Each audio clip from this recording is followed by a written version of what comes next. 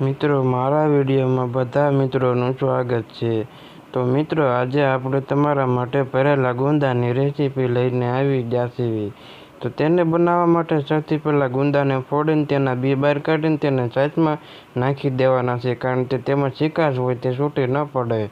ત્યાર પછી મિત્રો આ મસાલો લઈ લીધો છે આપણે, ગાંઠિયા છે મોળા અને તીખા સિંગ ભજીયા છે, ત્યાર પછી તીખું સવાણું છે, ત્યાર પછી મિત્રો તેમાં મીઠું નાખ્યું છે, ત્યાર પછી થોડો ગરમ મસાલો નાખ્યો છે, ત્યાર પછી ખાંડેલી લસણવાળી ચટણી છે, ત્યાર પછી મિત્રો તેમાં મરચ નાખી છે। તે બધું હલાવીને થોડું મિક્સ કરી લેવાનું છે। મિત્રો આ ગુંદા ફોડી લીધા બધાય, ત્યાર પછી તેમાં મસાલો ભરવા માટેનો તૈયાર થાય છે। તમે વિચાર ન કરતા કે આ શું બને છે। તમે જોઈ શકો છો બધા ગુંદા ફોડી નાખ્યા અને સાઈઝમાં પલળવા મુજબ ફોટો ત્યાં સુધી તમે જોઈ શકો છો।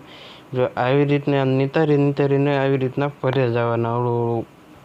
ખાસ ધ્યાન એ રાખવાની છે ગુંદો ભરતા ફાટી ન જાય, એટલા માટે ગુંદો વઘારમાં તો નહીં ફાટે પણ ભરવામાં ધ્યાન રાખવાની છે। મસાલો આપણે ફૂલ કડક નથી રાખવાનો, મીડિયમ રાખવાનો છે।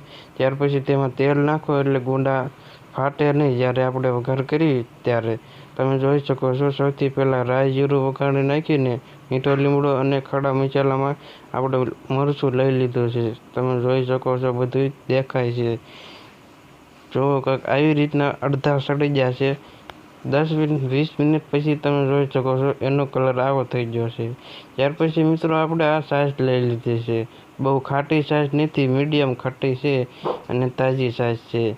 જો આપણો જે મસાલો ભરતા વધ્યો તો તે નાખી દેવાનો અને જરીક મરચું ઓછું લાગે તો નાખવાનું। ત્યાર પછી મિત્રો તેમાં આપણે એ છાશ એડ કરી દીધી છે।